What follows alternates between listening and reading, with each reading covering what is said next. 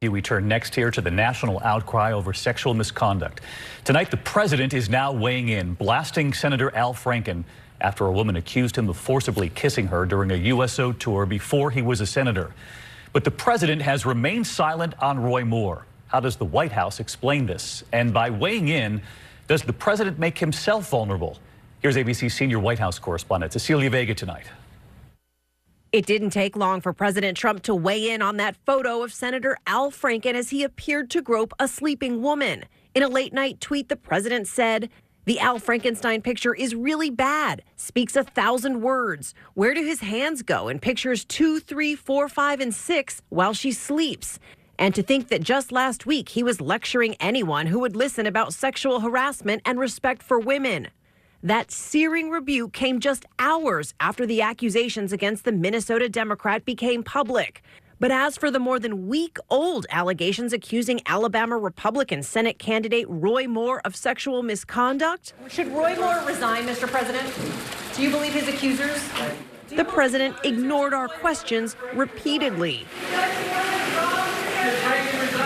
With those non-answers and that attack on Franken, tonight the allegations of sexual misconduct against President Trump himself are back in the spotlight. From that Access Hollywood tape, you know, I'm automatically attracted to beautiful. I just start kissing them. It's like a magnet. You just kiss. I don't even wait. And when you're a star, they let you do it.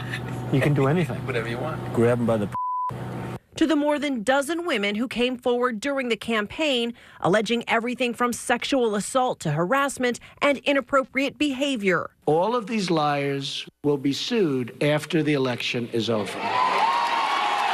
Today, we put the question to the White House. If it's fair to investigate Al Franken and the allegation made by his accuser, is it also fair to investigate this president and the allegations of sexual misconduct made against him by more than a dozen women? Look, I think that this was covered pretty extensively during the campaign.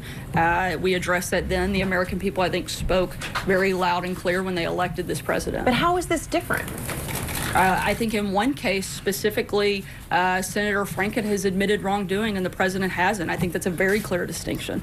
No sign of Franken in the wake of radio host Leanne Tweeden's bombshell claims about their work together on a USO tour in 2006. In addition to that photo, she says he kissed her forcefully and against her will. I was just disgusted. I just felt like, you know, he betrayed my trust. Today on The View, Tweeden revealed she's now received a letter of apology. It says, "Dear Leanne, I want to apologize to you personally. I am so sorry. Sincerely, Al Franken." And Cecilia Vega with us live tonight from the White House. And Cecilia, the president tweeting about Senator Franken, but you've learned from your sources that this is not a topic the White House wants to be talking about right now. David, this is a point of frustration here. Aides would so much rather be talking about tax reform on a week like this one. Instead, you saw it right here today. Sarah Sanders in that briefing room taking questions, facing a barrage of questions about her own boss's behavior. Cecilia, thank you.